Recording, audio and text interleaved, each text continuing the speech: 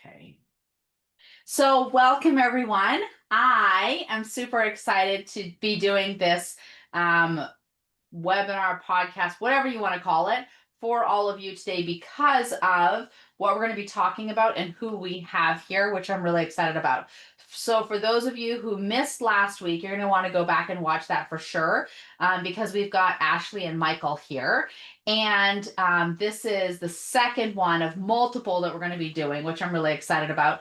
And just to give you all like a sneak peek heads up, we are launching some co-creating and launching courses and stuff together so that all of you can learn about creating more passive streams of income, which you all know that I'm all about. Because we know that the average millionaire has 7 streams of passive income, and we want you to have that many too. And so this is one of the ways of creating passive streams of income, which is buy and hold. And when you do it right, clearly not the way I did it, then it can actually be enjoyable. Because I'm realizing when I did buy and hold and I talk about this that I don't do tenants and toilets. But had I have known how to do it the way you guys do it, I might have actually enjoyed it. Which may have changed the trajectory. Either way, I'm clear that hiring a team like your guys' company to come in and actually manage that, that's still the way that I would go. But understanding and knowing all of this is a really important part. So I'm really excited about what we're going to talk about today. And last week we talked about tenant screening. Yes, tenant screening, which helps avoid this piece, which is evictions. It's a build up. Super happy to be doing this with both of you guys. And if you could just share a little bit about your story, because I think that's really important for people to hear, because not everybody was here last week. But I love how your company got started and who you are as a father and a daughter, this whole team and the whole family's involved. So let's go ahead and get started there, and then we'll dive into all of this, because I want them to know who you are. Yeah, sounds good. Absolutely. I'm going to go to the next slide in theory because it has a little bit of a overview of us. But really, I got into, just to take it all the way back, I got into real estate investing when I got divorced. I mean, literally, I got divorced in February. And then in March, a buddy of mine said, hey, there's a Robert Kiyosaki Rich Dad Poor Dad seminar in town. You want to go check it out? Well, at this time, so I had a software company that I had just started. It was only a couple years old, and so it was, very early stages and very volatile at the time. And I was freaking out a little bit. Both kids moved in with me. I took all the debt, still had to pay maintenance, all that good stuff. And so I was like, okay, I need multiple streams of revenue. 7 streams to be exact. Of revenue. College. Yeah. And Ashley had started college. And so I went to this Robert Kiyosaki Rich Dad Poor Dad seminar, and I realized all the different streams of revenue that are out there associated with real estate. And I said, you know what, I'm just going to start doing these. And so literally I dove in. I've done pretty much the fix and flips, the buy and holds, the lease options, a whole variety of them, single family, multifamily. And that's really what got things going. And a couple of years after, or a few years after, got that going, the portfolio was growing. I realized I couldn't scale it myself, and I looked around. I didn't like the property management companies that I saw out there. And so Ashley and I chatted, and we said, hey, why don't we just do this ourselves? So the name Ashton comes from Ashley and Brandon. Those are my 2 older kids. And I thought it'd be super cool, father-daughter duo, to go tackle this thing. And so that's how that all got started. And then, unfortunately, in 2010, my son, her brother, Brandon, was killed in Afghanistan. He was in the U.S. Marines. And that really recalibrates everything in your life. And so we decided to, take this to a different level, to be able to pay it forward, to be able to help other people in ways that, I didn't get when I was starting and really wished I would have had. So that's really what this has become. We're now, how many times? 2 times international best-selling authors. Yes. And so check those books out. They're here as well. And we want to be able to pay it forward. We want to be able to help people out, and learn how this stuff goes, whether you do it yourself or you hire someone to do it. We created this company because it's what I wanted as a concierge company, to be able to do the things as an investor that I needed done, that I wanted done. And so that's really how this all came about. Yeah, yeah. And seeing how this can also provide for future generations is huge, right? Generational wealth, and just living the life that you've wanted to live, and to be able to provide for your kids and all of those wonderful things. Like, this is something that can do that. And so that's part of why we're doing what we're doing. It just resonates really to our core, and then with our mission. Yeah. Absolutely.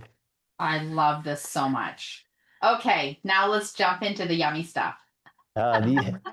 You are the first person I've ever heard refer to evictions as yummy. But I love the enthusiasm. I like Okay, and not I know evictions it's hard. necessarily, but the passive streams of income. I'm going to focus on the good Yes. things, because Yes. Yes. otherwise, if we focus on the bad things, we get analysis paralysis and we never do it, right? So Exactly. one of the things I teach is, look, like, do all the asset classes, do at least one full cycle of all the different asset classes, so you figure out what you love, right? Like, Yes. you know, some people really love buy and hold. Some people like vacation rentals. Some people like, you know, ground up development. Some people like residential, commercial. Like, there's all the things, right? But because I gave myself permission to go full cycle on all of them, I discovered I like to be the bank and rent dirt.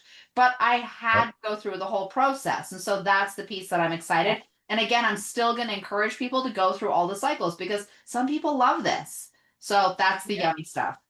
Absolutely. And I think depending on the market cycles that are out there in the economy that we're in, some of those different areas within the real estate are better than others. Sometimes single family is better than multifamily. Sometimes vice versa. Sometimes short-term rentals are better. And again, if you pay attention what's happening in the economy, and you take these underlying principles, single family, multifamily, buy and hold is the same principles that we're teaching here that apply to both. And then you can figure out again what works best for you for the passive income streams, and just keep moving. Yeah, and keep it's so adjusting. dynamic with real estate. That's what's so great. You can pivot at any point, and your portfolio can change, and it's wonderful. There you go. All right, so evictions. It used to be, I'm going to do a little preamble, because it used to be so much easier. In Colorado. In Colorado, it used to be so much easier. Back in the day, I would post a notice 3 days, and then if they didn't pay within 3 days, schedule court date, get it done, show up with the attorney at the court, and it was a done deal. It was pretty simple. Pretty simple. It's not that way anymore, and we'll go into more details about that. But fundamentally, there's a lot of fears that go along with There are. the whole eviction process. There's a lot of emotions with it. So there's the biggest thing that I hear from landlords that either call us and they say, we need you to help take over, we're in the middle of an eviction, or we need to do an eviction, is this fear of conflict. Evictions aren't fun, right? They're just not. They're not a pretty bow package anybody wants to unwrap. However, sometimes they are a necessity. So it's important that we understand what they look like, what the parameters around them are. So when you can go to eviction, when not to, all of those, what the timeline looks like. So that way you're prepared and ready to go, because as I like to say, tenant screening is 99.9% accurate, but you know, you can't screen personality, you can't screen other things like that, right? Like, sometimes there is just a rift and it's okay. But the biggest thing is, okay, is there a violation or a delinquency or something happening? So the biggest thing that I hear of is there's just a lot of emotional conflict with having to deal with an eviction. The other thing I hear is that landlords will really try to work with someone, which is wonderful, right? We always want to have people lend a hand and help. But there are abusers of that. And so sometimes we'll hear, okay, well, I've tried to work out a payment plan with them for 5 times now. This has been over the last 7 months. They keep having issues with their car, with, so-and-so's in the hospital, you name it.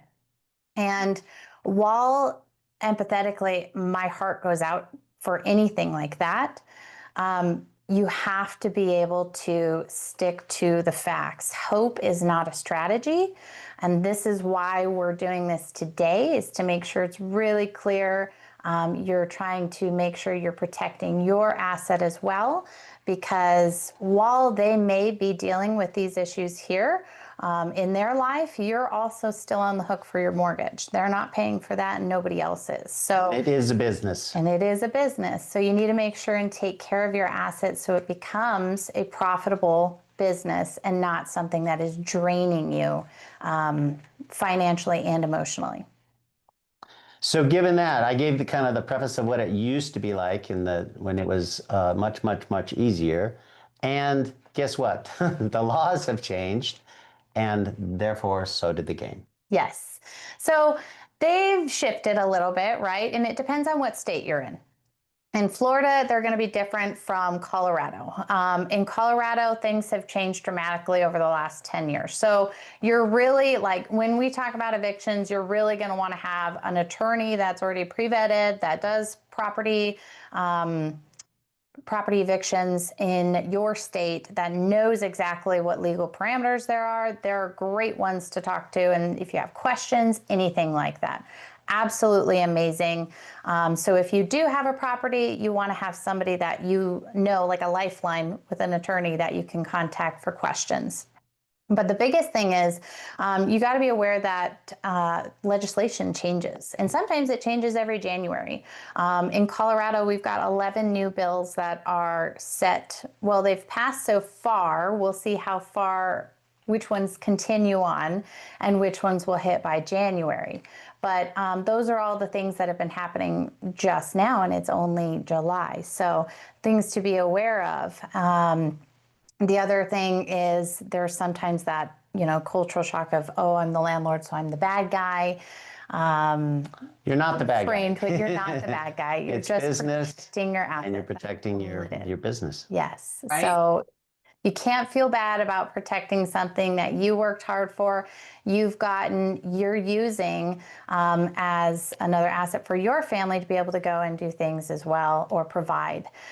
So that's not something that you should feel bad about. At the same point, you need to make sure that you're playing by the rules, but that's what we're here for. Absolutely. And yeah. Yeah, so these are common mistakes. And I mean, the number one, the sympathy delays, I mean, that's a really big one. And Ashley already touched on the emotional piece of it and feeling like you're the bad guy. It's hard. You're not the bad guy. So I'll let you walk through each of these in detail a little bit, but always, always, always remember, it's actually anything with real estate for that matter. It's not emotional. It's just business, and it's just math. Gee, I say that all the time. And truly, you do the math to figure out what makes your business work, and then you do the processes and systems in place to make those work in a way to keep it viable moving forward. So emotion is one of the number one things against you in real estate. Yep. And so really quick, going back to what we talked about last week, was that when you guys did the screening process, you did it by the numbers. Like you had Absolutely. An evaluation process that took all the emotion out of this. And so I just want to make sure that everybody's understanding that this can be emotional, and you need to take the emotion out of it to protect yourself. Absolutely. It's really the huge part. I apologize. Wow. Soon, isn't it? Rookie. Uh, I get to joust him about that later, everyone. Oh, that was awesome. So, But you love my ringtone, don't you? I was going to say, it's quite, I like it. hear anything. So, Oh, you didn't? no, Oh, well, there you go. Oh. your Well, microphones are filtering out whatever that was. I love that. Well, Yeah. my ringtone's pretty awesome, so you missed That was it. pretty great. Anyway. Then. Well, so the biggest thing that I want to talk about today is kind of why we're ending up at an eviction. right? Because it's important to understand how we even got here, whether it was a tenant screening that gone wrong, maybe it wasn't, maybe it was something later that shifted in that person's life. And then, this now has become financially a strain. And, only when these late payments or things like that are showing up is there, okay, this is actually becoming more of a habit, not something that's a one-off issue. So part of the things to watch for is you get to an eviction usually in a few ways. Either there's a delinquency or there's a violation of the lease.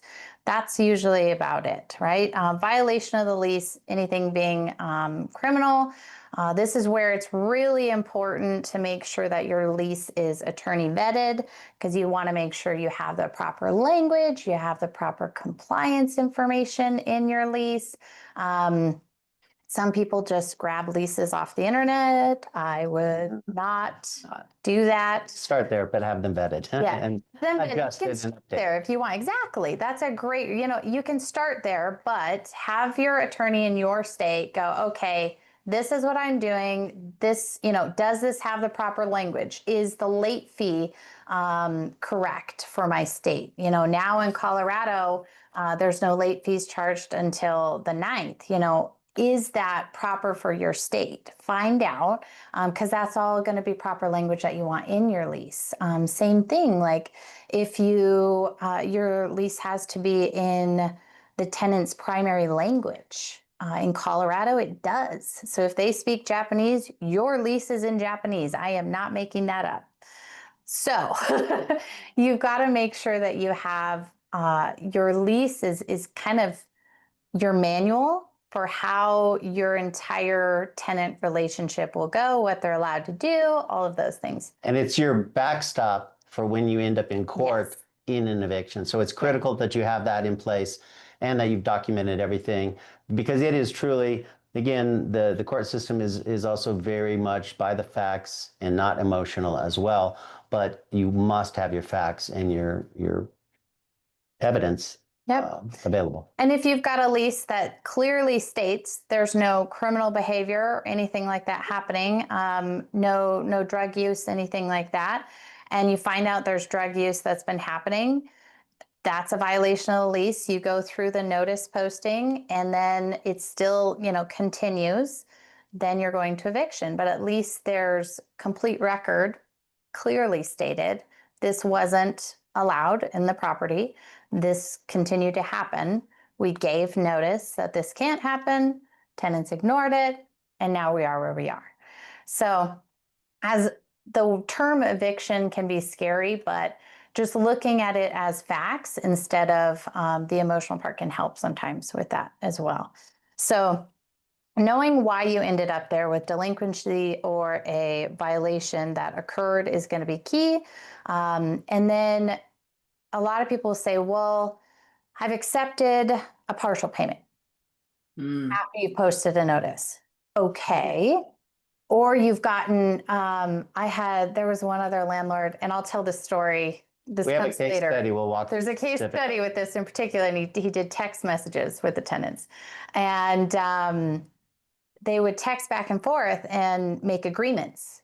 Well, every time he did that, he pushed his own case back time-wise. All the deadlines keep getting reset. All the deadlines keep getting reset, and all the demand notices now become null and void because you've created other written agreements. That's number 3, procedural errors. So it's very critical to make sure you're following the process, and we'll walk through specifically what that process is on the next chart. But so you do have the right to not accept payment if they are trying to make a partial payment, but if you are not accepting payment, don't cash it. Don't cash their check. Don't accept the payment. If you're only going to accept a cashier's check in the full amount, all of those things. Just make sure you're really clear on where you are and if you are trying to work with that person or not. If somebody does fall on hard times, there's definitely a lot of resources that I like to have on hand for tenants that come into hardships. COVID was a perfect example. COVID came and I mean, it took some people out at the knees and there was nothing they could do about it. And so being able to have resources that you could help families stay in their homes was wonderful. So we did a lot of outreach, very specific, the proactive Yeah. outreach as well. If people, again, the communication between the tenant and us is extremely important. Yeah. And knowing early on if they're having issues, then Ashley was able to specifically reach out with them. Yep. With specific programs that were available. Communication, right? And if you notice something's a little bit later and they're never late, hey, what's going on? You know, is everything okay? And I mean, most people are pretty honest that said, okay, no, this isn't okay. I lost my job, or this happened, or this happened. Okay, well, this is what we can do about it now moving forward. You know, is there going to be a concrete solution? If not, then these are things to start thinking about. But Yeah, we found that to be one of the most critical things was knowing all the different nonprofits and churches and government programs, and there were city, county, there's all sorts Yes. of resources. I mean, again, a lot of this came up through COVID that we just Yeah. connected all of our tenants through and let them work through the process. A lot of times we had to write letters, you know, fill Yep. out forms, whatever, which is fine, right? But ultimately, you know, we got paid, they got to stay in their homes, so it was a win-win. Absolutely. Exactly, That's exactly what we exactly. did. So if that works, wonderful. You know, at the same point, they have to take the action to actually fill out most of those applications. You can point a horse to water, but you can't make it drink. So, Right. you know, that's also another key factor is that there's been times where we come in during an eviction and the landlord's so frustrated because they're like, oh my gosh, I gave them all of this and they just didn't fill it out. And at the end of the day, you know, you can't make somebody else's decisions and it's okay. But you did your best and you can say that you have tried to help somebody. So, but yeah, absolutely having on hand some areas that they can go for rental assistance is great too. Yeah, you can Yeah. avoid some of this for sure. Yep. And documentation is a big part. We've said that for everything we do. Document everything, whether it's text, voice, email. Have a file, have documentation that shows exactly the chronological sequence of events, what happened, what did not happen along that path, and then also that ties in directly with the procedural pieces as well, making sure that you are following along with those very specifically in relation to like delinquencies in rent, et cetera, because timeline becomes extremely important as you walk through this process. Yeah. Yep. Timeline and demand notice postings. Demands, I mean, just in Colorado alone, there's specific county demands. Do you want to go to the next chart for that one? Yeah. Yeah. This is part of Here we go. the process, and so this ties directly. Yes.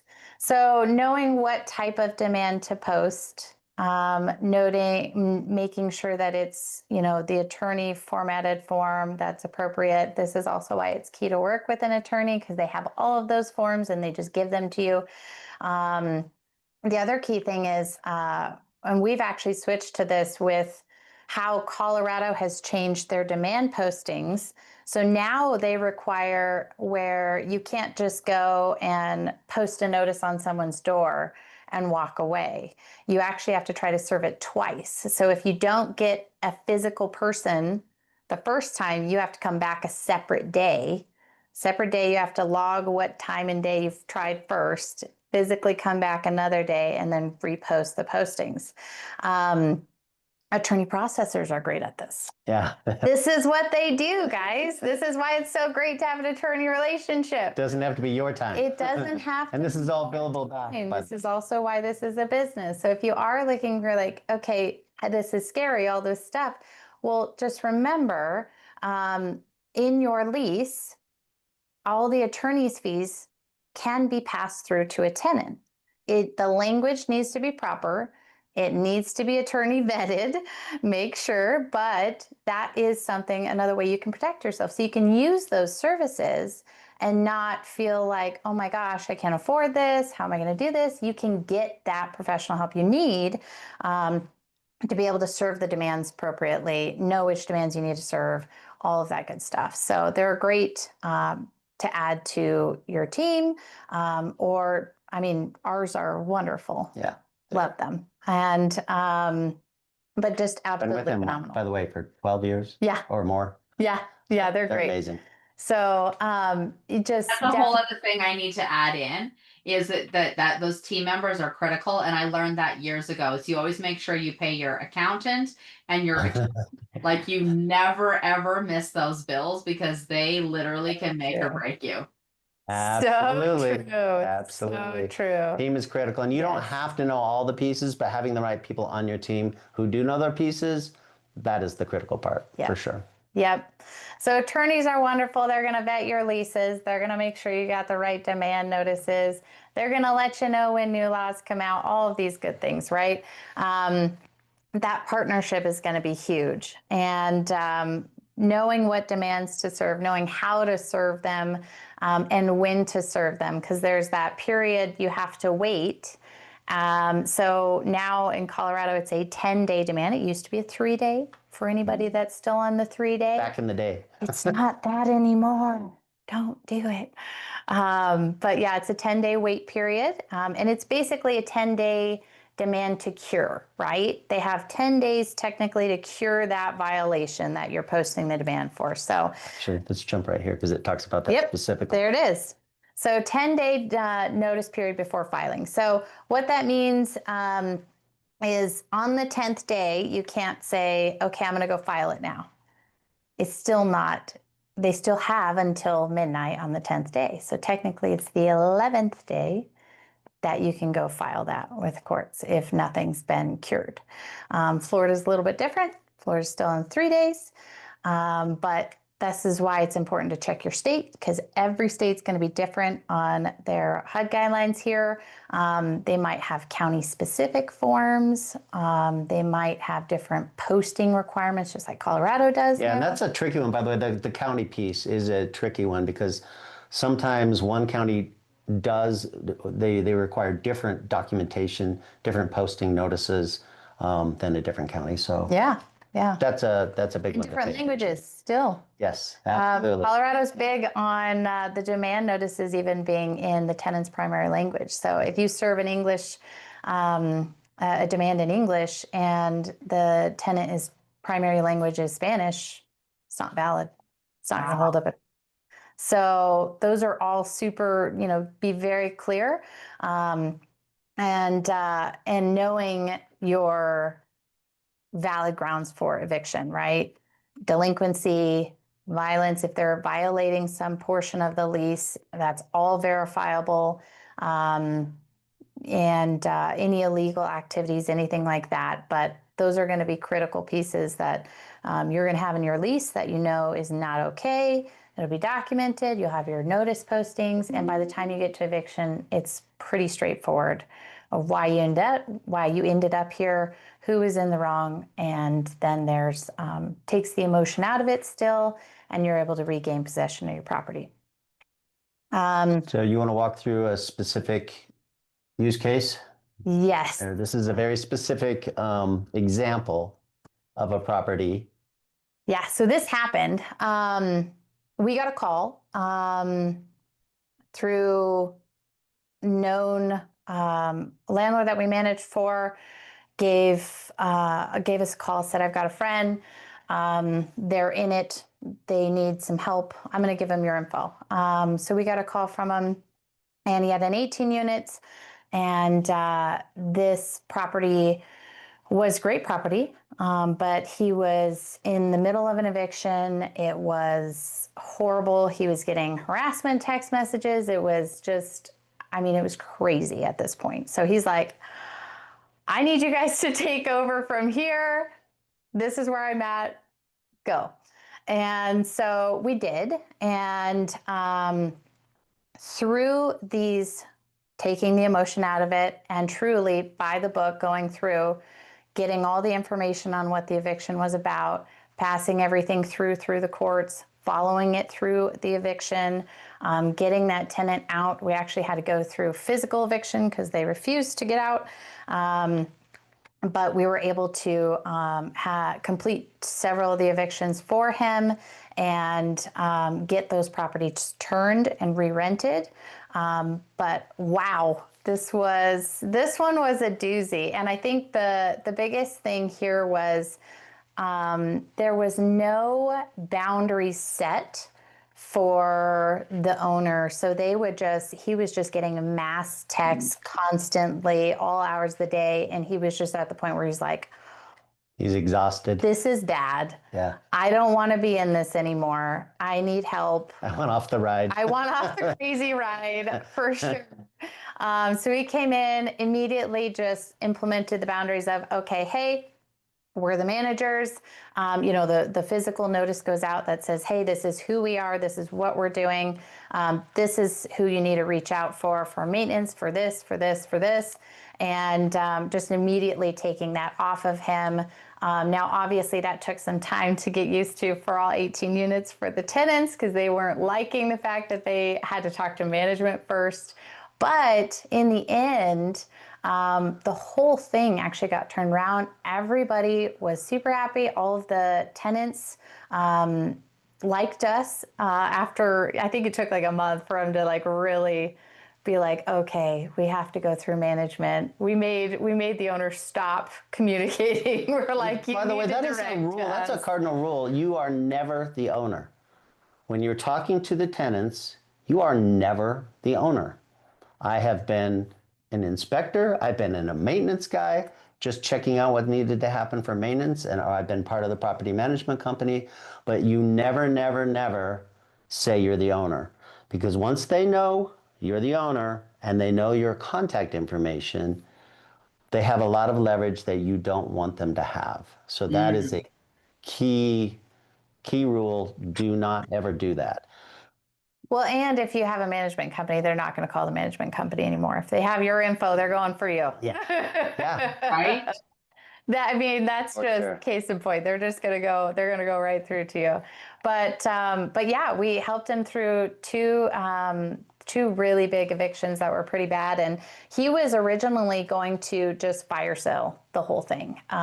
It was just gotten to the point where he was like, you know what, I'd rather lose money than continue this crazy train, and just have somebody else deal with it. And instead, we were able to turn both of those units, get everything profitable again, and yeah, so everything worked out. But that's just one example of where the texting and the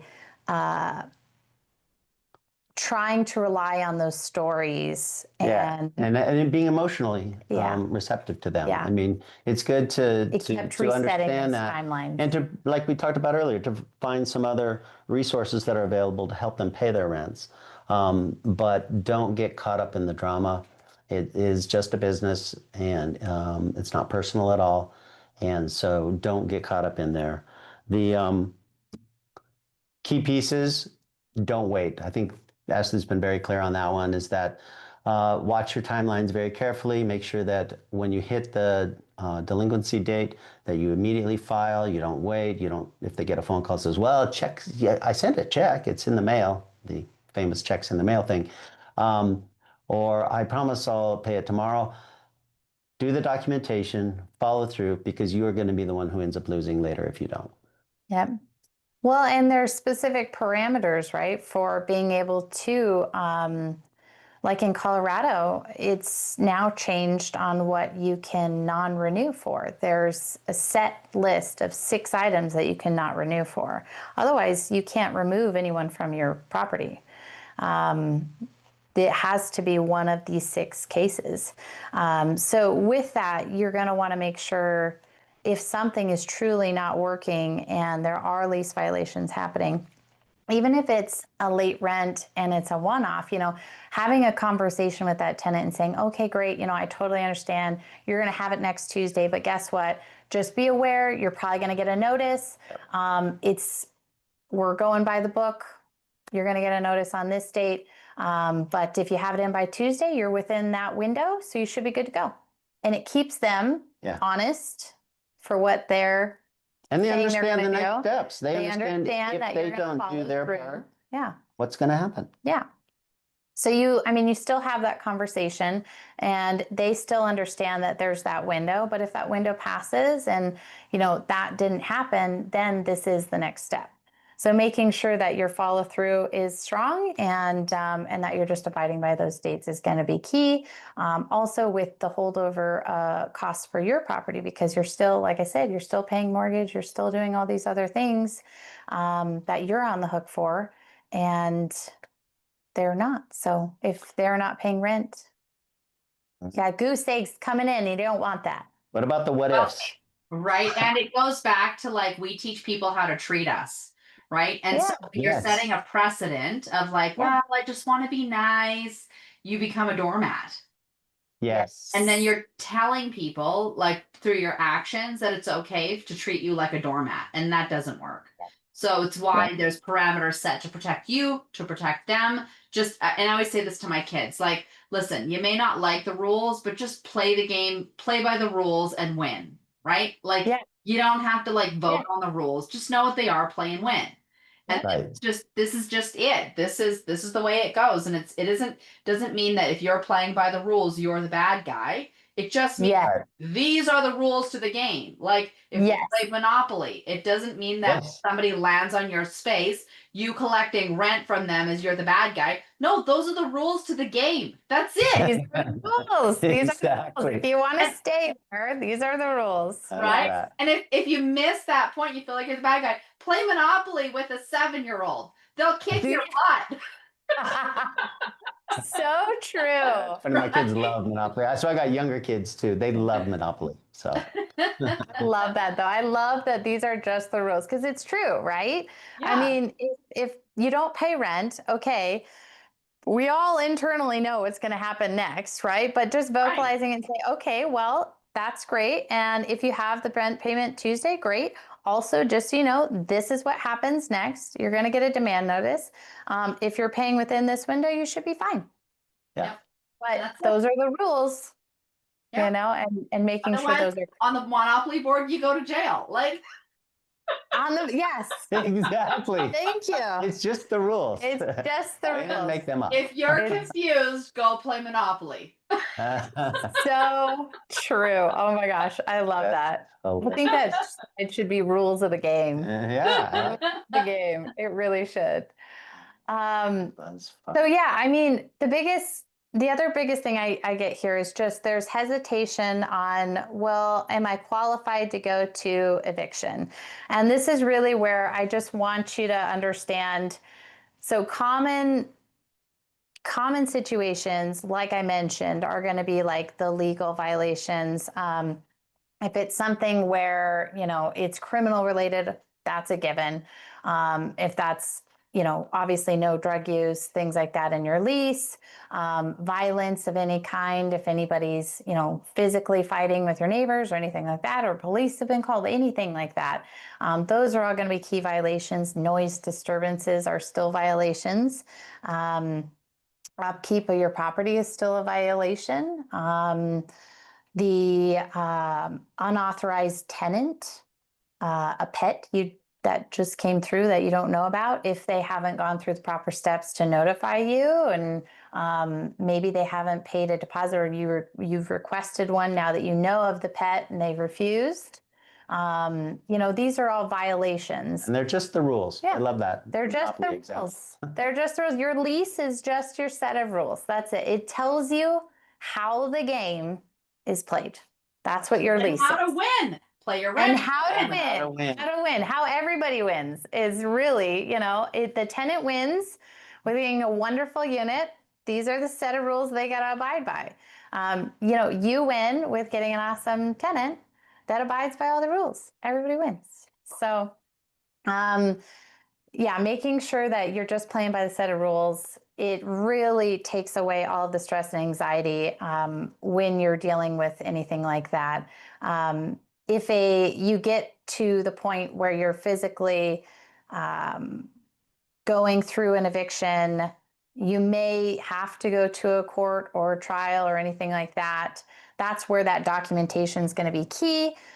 Making sure. And your team, your system, your teammates that you have with the attorneys. Yeah, attorneys will go for you. which is great. Yeah. So, making sure that you have that team set up in advance is going to be critical. Yeah. Absolutely. Yeah. And then obviously we all know it's going to lower your stress. In the end. Faster resolution timeframes, right? If you're playing by the rules and you're hitting those dates, so like Colorado, we'll just use as perfect example. We'll say, okay, late rent on the night, you give them a call. They say they're going to pay Tuesday. Great. Demand notice is created. You're posting it the 10th. Let's say you don't catch them on the 10th. This is your attorney doing this, not you. But they catch them the 11th, and notice is given to them then. So then your 11th to 10 days after that.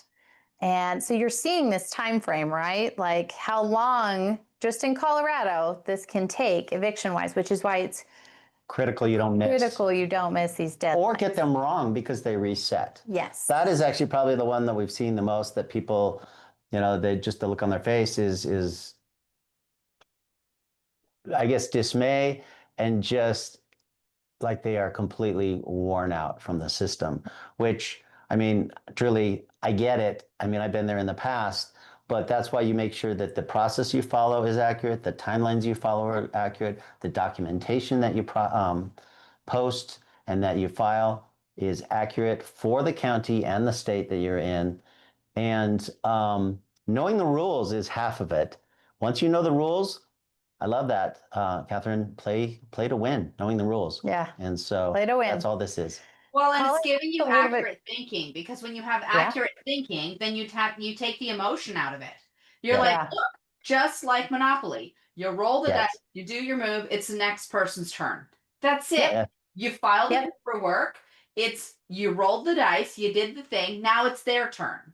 Right? Yep. And they do or don't do it, and then it's the next person's turn. Maybe it's the attorney, maybe it's the court, whoever it is, it's somebody else's turn until it comes back to you, and then you roll the dice and you do your turn next. Like, again, Exactly. it's just Monopoly.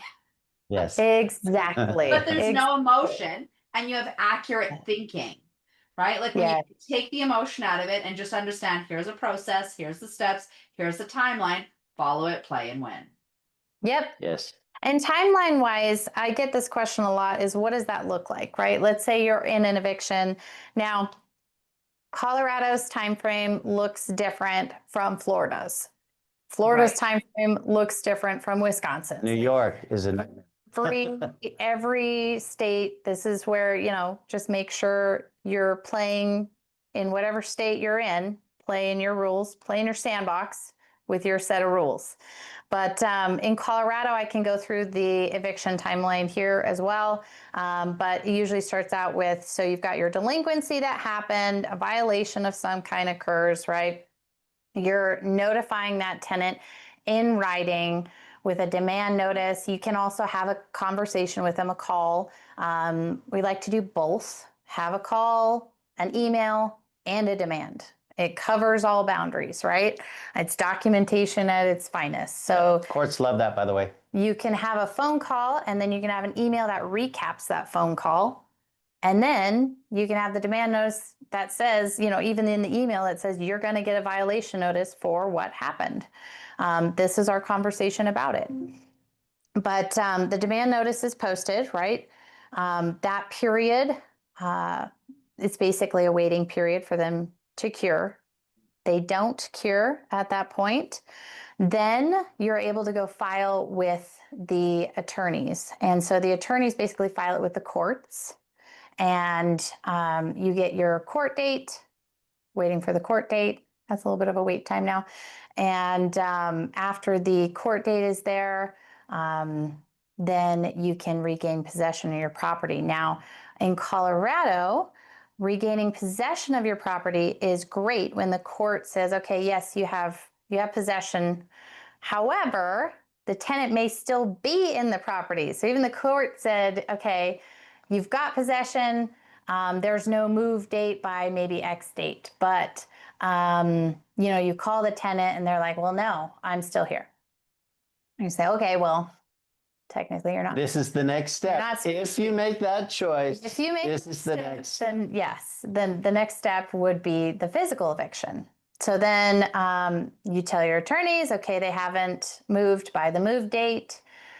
Everything gets sent, a writ gets sent to the sheriff. So the sheriff gets it then, they call you to schedule, and you schedule a date for the physical eviction to happen. They basically physically are a presence during that entire eviction, and we'll make sure they're the ones that knock on the door during that time. They let the tenant know what's happening, everything gets moved out, but you have to have people that usually move everybody out. So that's that timeline of what that looks like. And then obviously post physical eviction, you would physically be in possession of that property again. And that's So I just have to say, like, worst case scenario, how often have you guys seen this? And like, what percentage of times have you seen it go all the way to this? I mean, it depends. It really depends. Like when we took over that 18 unit, it went all the way. Like there was so much back and forth, and they knew the game so well. They played it to their extent, the fullest. And the key, I think, if people know the system and game the system, and they know, I mean, there are people that will take advantage of a situation, quote, knowing the rules, and I guess in this case, knowing the loopholes and knowing what they can and can't do. So if they know, well, okay, fine, I'll go through the court thing, that'll buy me this much time. And then, okay, if I refuse to move out, that'll buy me this much more time. And some people will really game the system and just work it to their full advantage. And those are the people, I mean, there are people that are professional tenants that you've probably heard about that can do this, but that is why your tenant screening piece is absolutely critical to avoid this in the first place. I was just going to say that. Yeah. Tenant screening is really where it comes into play, and being able to take the emotion out of it, right? So you're not relying on stories and things, because then you could catch yourself here later with more stories and things, and unfortunately be in a worse feeling spot for sure. Exactly. But I mean, it really doesn't get here unless there's things that are, like I said, tenant screening wise, or there's major life changes where, I mean, you can't prevent life happening to people. And I've seen just a complete mental breakdown before. So it's sad to say, but I would say it's rare. It's not a common occurrence. Right. But you do need to be aware of what to do if it does happen, or like the owner that was starting with the eviction, where he's like, okay, we're starting here. It's good to know, okay, this is where we need to go. There is grass on the other side. We'll be okay. Let's get everything to square one, and then we can move from here. So that's the piece I want people to get, is that what we're talking about is worst case scenario, which means it's not common. It's not like the norm. It's like just be aware and protect yourself, so that if a big if, hopefully you never go through this, but if now you're like, okay, got it, I've heard about this before, and here's some steps and some people and team members. So again, you guys aren't saying that this is going to happen with every tenant. No, not at all. Because if you did the tenant screening properly, you'll have tenants with you for decades who love you, who bring more tenants, like all of the things. And that's been, my experience is we have hundreds of tenants, and for the most part, most of them are like, great. Yeah. I mean, I've gone through this process literally twice, and literally once all the way to the point of having to have the sheriff there. So, but that's like hundreds of tenants with, and that person was a professional. They knew the loopholes. Let's just say that. I was going to say, you chose your words very carefully on that. Yes. It's sad to say, but yes. No, I mean, here's the deal, right? Your tenants are you're going to build that relationship with them. So we do have tenants that have been with us for over a decade, and they're phenomenal. And we did just get her son in one of our units, by the way. Oh, nice. Yeah, I love that. she's great. Yeah, I so love it's, that. you know, you build those relationships, and this is an ongoing thing. This is why it matters to have those conversations, and like why I said, don't just slap a demand notice on their door, have a call, Yes. right? Because you're still working this. And there's still people, they And have there's- issues. I mean, some people game Yeah. the system, but most people, especially if you've done the screening right in the first place, they're reasonable people. Yes. I've got a phrase, the 3 R's. Reasonable people, given reasonable options, will make reasonable decisions. And what that really means is Say reasonable that again. people. That was good.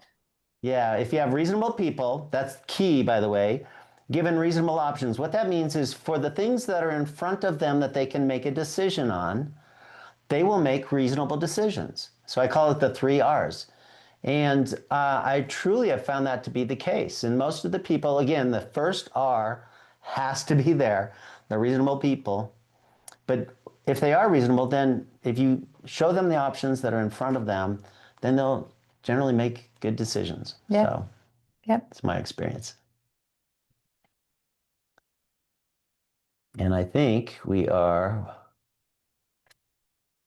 there. We do have, you want to talk about the decision and clarity sheet that is a Yes. Yeah. something available for them? Yes. So this is going to be one of our takeaways. We've got another one on Thursday. That'll kind of be a review of that timeline just so you can get a good idea. But this eviction action decision and clarity sheet is pretty great. It's going to help you be able to confidently decide when you can go into eviction, what are the parameters, when to wait, when to post, when to escalate, all of those good things. And there's going to be some other legal resources in there of where to go if you have landlord-tenant state by state questions and guidelines. So awesome resource. Definitely grab one, and it'll help you on your journey. But just remember, evictions do not mean you failed. Evictions do not mean you failed, okay? It just means you're protecting your asset and you're enforcing your legal right to do so. That's it. And these are truly, I hope we didn't, scare anyone with the eviction conversation, but it's a reality. You just need to be aware of it. But it's not a common reality. It's not your everyday reality. Like your everyday reality can be pretty awesome with tenants and rentals. And, but it's always great to know all the rules to the game. Like you need to know every rule. So this is just one of those rules. Yeah. And play and win. And play and win. Yes. So one of the ways that I know that they can play and win is by you guys have a course coming up. Yes. And the Landlord Success Blueprint course. And Yes. again, just given who you guys are and your track record and everything, I think it's brilliant if anybody wants to go into this space. Because again, like I said at the very beginning, I want everybody to go through at least one cycle of all the different asset classes so you can figure out what makes your heart sing. That's really important. So yeah. And we go through everything in that Landlord Success Blueprint course. I mean, we cover evictions, we cover tenant screening, we cover setting up your company in the first place to do it right, having the right systems, having the right teammates as part of your team, and scaling your portfolio, how to basically do all of the pieces accurately. We have a lot of people that are contacting, for example, they have elderly parents who've passed away, they have a house, they're like, well, do I sell it? Do I rent it? What can I do with it? So one of the things that we can do there and is, again, show people how that they can take that asset and, again, turn it into something that continues to perform and is, again, just another stream of revenue for the family. Yeah. Which is awesome. I love that. Okay. So is this are we at the end? We are. I was trying to mind the timing so that we didn't go over. So, but I think what you guys are giving, again, this has been beyond invaluable. The other thing I want you guys to be present to is the two books that they wrote. They talked about at the beginning. They're international best-selling authors. Whoop, whoop. Yep, those are the peeps I hang out with. So get the books, sign up for the course. Again, this is all about knowledge is power, but applied knowledge, right? Like you can know all this, but not do it, and then none of it matters. Like I tell my twins, I don't care what you know, only care what you do. So make sure that you get this and then do it. And then, of course, you can reach out to Ashley and Michael, and they're more than happy to talk to you if you don't want to do any of it, like me, and just have them manage it all. Because I just want the income, I don't want the work. I love it. I love it. That's awesome. Yeah, definitely check us out. Check out the books. If you have questions, reach out. Yeah, absolutely. Thank And you, get the Catherine. free, yeah, thank you. Absolutely. So Very we're going much. to do a Q&A session on Thursday. We'll deeper dive into this, which I'm really excited about. So everybody get registered for that. I'm super, super excited about this. And again, you guys, this has been like invaluable inside of what you guys are doing. So thank you for who you are for your tenants, right? And for the community. But then, of course, for people like me who like the passive income, but just don't want to go through the whole process. I love it. Thank you. Thank you for having us on. I love it. Okay, you guys, we'll see you on Thursday. You're extraordinary. Thank you so much. Okay, bye, guys. Bye. Thanks.